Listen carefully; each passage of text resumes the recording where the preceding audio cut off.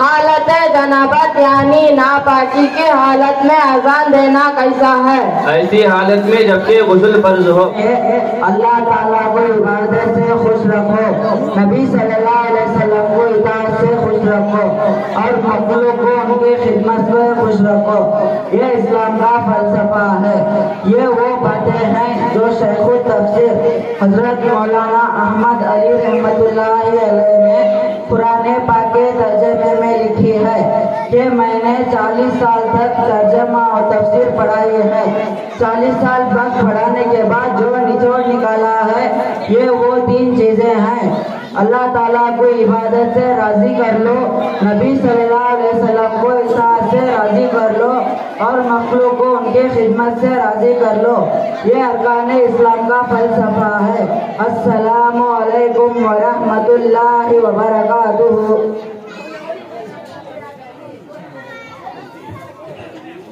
ماشاء اللہ، محمد ریحان شاہد پاشا دونوں آئے، جلدی آئے۔ اس کے بعد حسین احمد تیار ہیں۔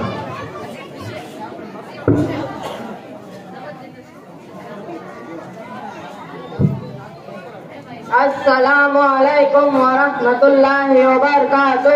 وعلیکم السلام ورحمۃ اللہ وبرکاتہ۔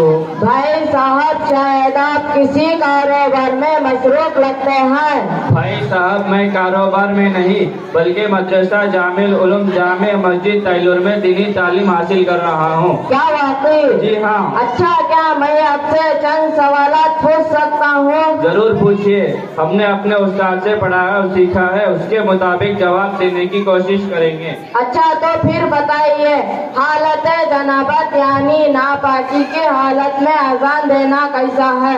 ایسی حالت میں جبکہ غسل فرض ہو، بغیر غسل کے اذان دینا مکروہ تحریمی ہے۔ باوضو اذان دینا چاہیے، اس کے خلاف عادت بنا لینا برا ہے۔ اچھا، نابالغ بچوں کا اذان دینا کیسا ہے؟ نابالغ نہ سمجھ بچے کا اذان دینا مکروہ ہے، البتہ بچہ سمجھدار ہو تو درست ہے۔ اچھا بھائی صاحب، یہ آخری سوال ہے، بتائیے کہ بغیر وضو قرآن کو چھونا اور اوراقوں کو پلٹانا کیسا ہے؟ بغیر وضو قرآن کو چھونا اور اوراقوں کو پلٹانا جائز نہیں۔ ماشاء اللہ، آپ نے بالکل ٹھیک جواب دیے۔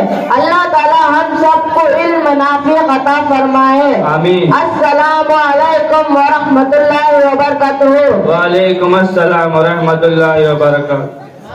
ماشاء اللہ۔